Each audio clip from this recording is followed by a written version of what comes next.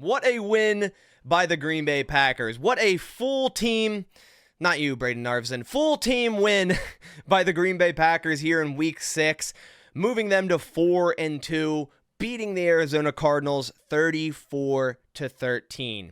Every other win this season, we've kind of had our hearts racing towards the end of the game. The blood pressure is up, and you're worrying till like the clock actually hits 0. And this is a great win for the Packers, winning big over a good football team. I don't think the 2-4 record now for the Cardinals, really summarizes their team too well. They're a very streaky team, don't get me wrong, but they're a good football team, and the Packers just played sound football across the board, offense and defense, to get this win here. So in this video, we're going to give my instant thoughts on the game, break everything down, and go over this one here in Week 6. And before we get started, guys, it's just crazy at how good the NFC North is shaping out to be. Depending on what happens in the game that's occurring right now as I'm recording this, Cowboys versus Lions, Lions up 7-3 right now as I'm looking, the Packers could remain at 4th in the division at 4-2. 4-2 would lead some divisions around the NFL, just showcasing that how tough this NFC North race is going to be. The Bears finding their stride, as much as I hate to say it. The offense looks great. The Lions really playing into their identity, running the football, right? Being a tough team. The Vikings, 5-0. No one predicted that, but they're still 5-0, winning against very impressive teams, including the Green Bay Packers. This is going to be a tough race. And unless the Lions lose in this game, we're going to be 4th in the division at 4-2. It's absolutely insane. But nonetheless, let's get into this game and talk about it. 34-13. Let's start on the offense. And man, what a game by Jordan Love. Some people may look at the box score and be like, oh, Jordan Love threw another interception. No, he didn't. Statistically, sure. But that was not on Jordan Love. This was a masterpiece game by Jordan Love. He was on the mark pretty much the entire game. Outside of the first drive where he started 1-4, then after that went 8 for 10 and was really heating it up and finding multiple receivers, threading the needle, really hitting every throw he wanted to. And that really hasn't been the case to start this season. And looking into this game, watching the last 2 games, we saw it. We're like, okay, he starts a little rusty, but then he starts to heat it up once he gets more comfortable on that injured knee. And I really thought this would be the game that we see a full game from Jordan Love, where he looks like his former self. And that's exactly what we got. And I figured that this would happen in this game because, you're now in your 3rd week playing post-injury. You're getting more comfortable with that knee. And not only that, it's healing even more and more. And I'll say this is definitely the game where it didn't seem like the knee bothered Love at all. Through his dropbacks, through his rollouts, even opening the game under center, which we haven't seen much of in previous weeks because of the knee. So it was great to see multiple runs by Jordan Love, extending the play, getting the first down on 3rd, right? Even late in the game on, I believe, the one run to Chris Brooks, getting out in front of him and lead blocking. You're up by 21 points, man. I'm sure Matt LaFleur is going to tell him, hey, next time do not do that up 21. But it just shows that Jordan Love has no worry about the knee anymore. And that's why he looked so in rhythm today. Finishing 22 of 32, 258, 4 touchdowns, and 119.5 rating. 2 straight home games with 4 passing touchdowns. Love is starting to heat it up. And this is post-injury, guys, so he's going to continue to get better, and he's getting on the same page as these wide receivers. One main thing today, not only Love, hitting the passes when he needed to, there's no drops. And Love had the most drops at quarterback through the NFL heading into this game, and he missed 2 games. That says a lot, and that was something that was not looked at much when the outside media was diagnosing Jordan Love's play. They weren't really taking into effect how many drops there were. And maybe that's because Tay Wicks left the game early with injury. Hopefully he's all good with that shoulder injury after that RPO catch. But man, what a game all around by these wide receivers, just playing, all around great. Like all the wide receivers played great today.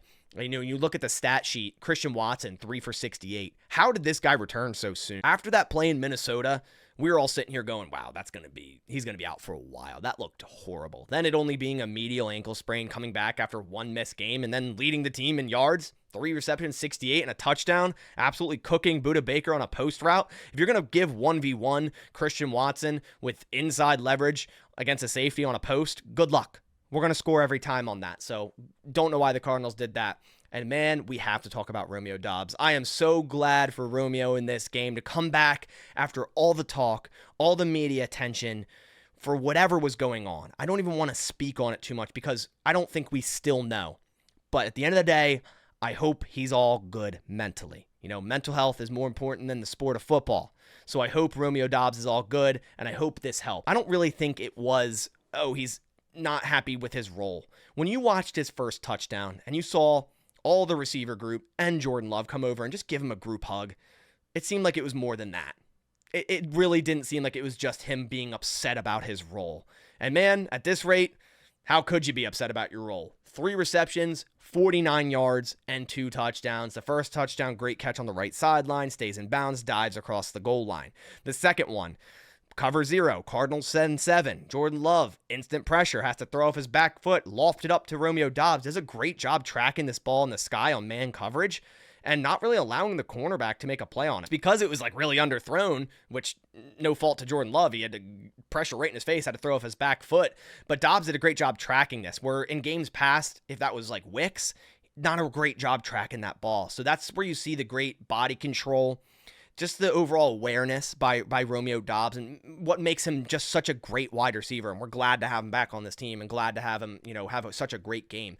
Ben Sims, our third receiver, 2 receptions, 38 yards in the absence of Musgrave, who was just placed on IR, actually led the team for tight ends, which is a little surprising. Tucker Kraft, not a huge game per se, but it's fine. We got the dub here, 34-13. Jaden Reed led the team in receptions, but not many yards, 28 yards, 6 receptions, 28 yards. But of course, that touchdown as well. Great throw on the right side. Jordan Love, for some reason, you had Chris Barnes in a zone covering Jaden Reed. You're not going to win that matchup. Jacobs had 3 for 28, still waiting on his first ever career receiving touchdown that I think Matt LaFleur guaranteed to him, so hopefully we see that soon. Manuel Wilson, 1 for 19, Tucker Kraft, 2 for 13, and Dontavian Wicks, 1 for 9. Now, running the football. That was one thing heading into this game that the Packers needed to lean on, and they did. They did. The Arizona Cardinals heading in this game were 28th against the run, and I figured the Packers would easily win this matchup. It wasn't as crazy as I thought it would be, but still, we ran the ball 38 times for 179. That's a 4.7 average. You will win football games running the ball that much with that average. Josh Jacobs, 18 for 62. Not the best average, 3.4, but still a good game in my opinion. But Emmanuel Wilson, man, 7 for 54, 7.7 average. This guy is certified running back number 2, regardless of who is in the room. If both Marshawn Lloyd and A.J. Dillon could come back right now, Emmanuel Wilson's still running back number 2. Not only because what he does in the running game, the receiving game, the guy's an excellent pass blocker, and that will keep you on the field if you're a Green Bay Packer running back. Emmanuel Wilson has been great, extending runs after contact. I mean, the Packers running back room looks great so far. And that's with 2 guys on IR. That's super impressive because we saw a little bit more of Chris Brooks today. 4 carries, 21 yards, ending the game on that 11-yard carry on, I think, first and 10, second and 10, kind of getting contacted after 3-4 yards and then breaking that and diving forward for a first down. End the game, victory formation. The Packers have so much depth in this running back room. And that's crazy that we have what looks like 3 capable running backs with 2 on IR. We really have yet to see Marshawn Lloyd. I mean, A.J. Dillon on IR for the whole year. We're not going to see him and likely won't be a Green Bay Packer next year. But man, we have 4 capable running backs going into next season as well. If you keep Emmanuel Wilson, you keep Chris Brooks, obviously Jacobs under contract, Marshawn Lloyd under contract. That's a very solid running back room, and it looks bright. It looks bright for not only the rest of this season, but moving forward.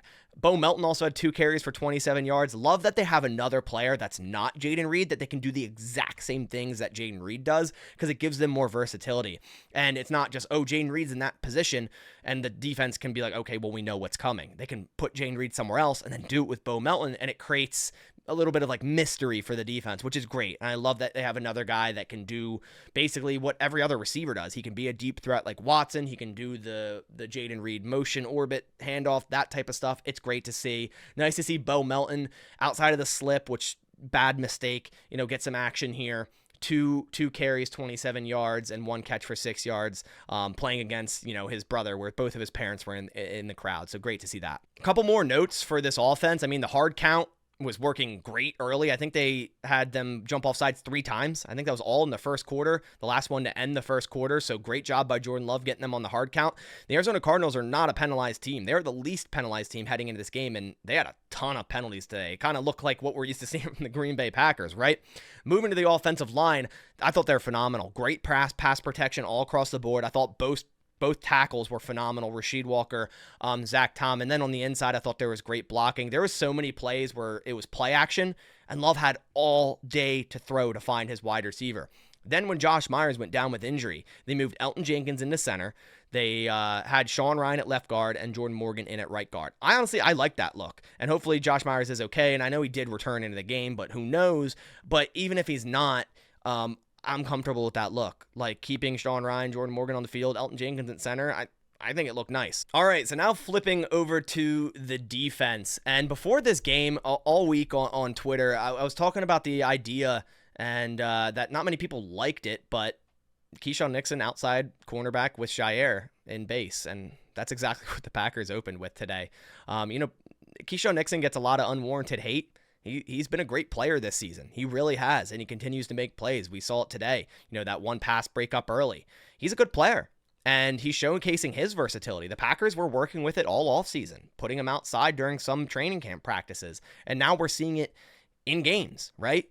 Yes, Carrington Valentine has potential.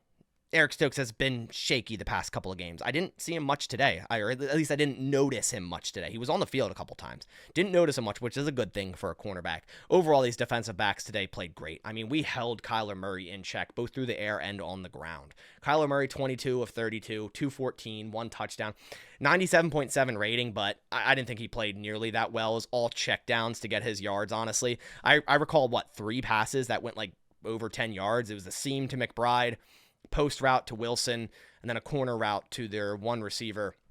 It was overthrown. Xavier Weaver. It was overthrown by Murray. Those were really the only 3 throws I saw go, 10 plus yards. And Kyler Murray had a high big play percentage entering this game. I think near 6%, one of the highest in the league. So great job by the Packers defense limiting the big play. That was great to see. Going up early, kind of making them one-dimensional, where they're a good running team, and we held them in check heavily running the football. Overall, as a team, 23 runs, 89 yards, 3.9 average. James Conner held in check, 7 carries, 24 yards, but more importantly, Kyler Murray, 7 carries, 14 yards. That was a big worry heading into this game. Last week, 7 carries, 78 yards. We know the Packers' history against running quarterbacks. I was scared. I was like, Kyler Murray could go off running the football. And the Packers did an excellent job at scheming this defense to contain Murray, whether that was the ends containing, a spy on Murray with Cooper, with whoever it was back there spying him. It looked great. Saw Rashawn Gary get a couple pressures today. That's great to see. We didn't end up with a sack, but we still pressured and flustered Kyler Murray a lot. It's hard to bring that guy down. He can escape the pocket very easily. He can escape sacks very easily and turn what looks like a would-be sack into a 10-yard gain. He can do that, and we contained him very, very well today. It was a great game plan by Jeff Hafley. Really the only receiver / tight end that did good today was Trey McBride, 8 catches, 96 yards, and that was because they were continuing to attack Quay Walker, just like every other team has this season. So they clearly watched the film and knew that the middle of the field could be abused by their great tight end, Trey McBride, against Quay Walker, and they did. Luckily, it didn't keep happening, and, we held them in check, and they only scored 13 points, but that definitely needs to get cleaned up. Quay Walker continues to get abused in coverage. He's just not carrying his man into his zones too well or tracking players too well. Then in the run game, I saw a couple times just completely whiffing on his run fits. The one long run to Trey Benson, I think, went for 20 yards, just completely missing that run lane. It's been a problem. Another shaky, inconsistent game for Quay Walker, but a great game, again, by these rookies. Edgerrin Cooper, Evan Williams. Edgerrin Cooper, keep getting this guy more snaps. I sound like a broken record, and I am one, because for the last 5 weeks I've said Edgerrin Cooper needs more snaps, and he still does. Keep this guy on the field. He continues to make plays. And then, man, Evan Williams with back-to-back great games. Last game we saw it, and we're like, this guy's a ball player. This game we saw it yet again, making a couple tackles and, of course, forcing that fumble on Greg Dortch. Jair Alexander making the instant tackle low, keeps Greg Dortch up in the air. Evan Williams comes in with like the perfect execution of a punch out and knocks that ball out.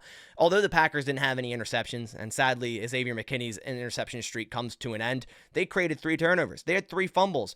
First, Carl Brooks stripping the football out, them recovering. Second, Evan Williams forcing a fumble. They recover. Third was a bad handoff exchange, Murray to DeMercado. So really, we didn't force that, but it happened and we recovered. So we still are creating turnovers. You know, the Packers had 18 total takeaways last year. We're already at 16. This is week 6. Just showcasing how different this defense is and how much better it actually is than it was under Joe Barry. But that's also because we added so much talent with Xavier McKinney through free agency, Evan Williams, Javon Bullard, Edgerrin Cooper in the draft, right? It's because of that as well. So that definitely has transformed the defense along with the scheme that Jeff Hafley brought. But yeah, these rookies are playing phenomenally. Another great game, like I said, by Edgerrin Cooper and Evan Williams. I saw 2 plays in a row, I think in the second quarter or first quarter. Edgerrin Cooper had a perfect run fit. And then the very next play, he was in Tampa 2. It looked like A-gap pressure. He bailed out and covered that seam all the way down the middle, Tampa 2, and did it perfectly. So those were 2 plays in a row that I just loved what I saw from Edgerrin Cooper. And then, of course, the 2 plays that stick out for Evan Williams, the tackle for loss on 3rd down on a read option, Kyler Murray, just stopping him dead to rights for a loss of 2. And then, of course, the fumble punch out. These guys are making plays, and yeah, they're going to remain on the field at this point. To wrap things up, going over special teams, you know, the Packers had a full sound game outside of Braden Narveson, if we're being completely honest, yet again missing another kick. It was a 44-yard miss. Now, he had 2 other makes. He hit his 36-yarder early, and then late in the game, he hit a 44-yarder. But at the end of the day, Braden Narveson has 5 misses on the year, the most in the NFL. And I don't want this to come back and bite the Packers, right? When maybe we're fighting for a chance for the playoffs and it's late in December and it's cold in Green Bay and we need a kick to win or tie the game or go ahead and we miss a 37-yarder. And we had the same issues last year with Anders Carlson. And I understand the Packers wanted to be more patient with a kicker, but when is enough enough? What is the miscount for you to go, okay, we need to make a switch? Because I feel like I'm already at it. I'm sure you guys as fans are as well. I don't like it. It looks bad. It doesn't look consistent. It doesn't look like there's something building. It's like every time we think Narveson's getting more consistent, he has a horrible miss. So it's like 1 step forward, 2 steps back every single time. And there's kickers all around the league making great kicks. We have Chad Ryland today for the Cardinals. Their backup kicker behind Prater. Last week going, I think, 4 for 5. This week going 2 for 2. So, you know, overall, 6 for 7 in the last 2 weeks. And then we have Narveson missing kicks left and right. You know, the one thing, he's been great at extra points, still hasn't missed one since high school, but it doesn't look good. And another thing on special teams that I obviously want to talk about and it needs to stop is Jaden Reed at punt return. Like, just stop. No, it cannot happen. This is our number 1 wide receiver, our number 1 threat at wide receiver. The amount we use him running the ball out of the slot, throwing him the ball. You cannot have this guy at punt return. Regardless, I don't even care about the fumble that got negated by penalties. We got really lucky with that. I don't even care about the fumble. I worry about him getting hurt, which he did after that fumble. You saw him go to the sideline, and the trainers were checking out his knee. Luckily, he returned. He'll probably still be on the injury report this week, going into next week. But you cannot have that. Put Nixon back there, and look what happened right when you did it. Given the punt team had to punt again, and the Gunners were tired, but it was like a 28-yard return by Nixon. We know the type of returner he is. Give him the ball. Do not put Reed back there. Do not continue to put Reed back there. It's malpractice. You cannot do it. So yeah, that's my game review. 34-13, very impressive win, bringing the Packers to 4-2. They stay in Green Bay next week to take on the Houston Texans, who are coming off a very impressive win against the Patriots today, scoring 41 points. So they're starting to get in a nice groove there as well. It's going to be a big test for this defense and what they can do against this Houston offense and CJ Stroud, right? It just kind of seems like a Cardinals offense, but like way better, like kind of similar type of style, but just way better. So hopefully Jeff Hafley has a great scheme for them as well. But I appreciate you guys coming by to the channel. Go click like, subscribe if you're new here and you did enjoy the video. Also, I'm still giving away this Xavier McKinney jersey via Sleeper. Simply go download Sleeper. I'll put the link in the description and make a first-time deposit with code BASS. That will get your first deposit matched up to $100. And you'll be entered to win this Xavier McKinney jersey throughout the month of October. So you still have a couple weeks to enter. But I appreciate you guys coming by. I'll catch you on the next one. And as always, go Pack Go.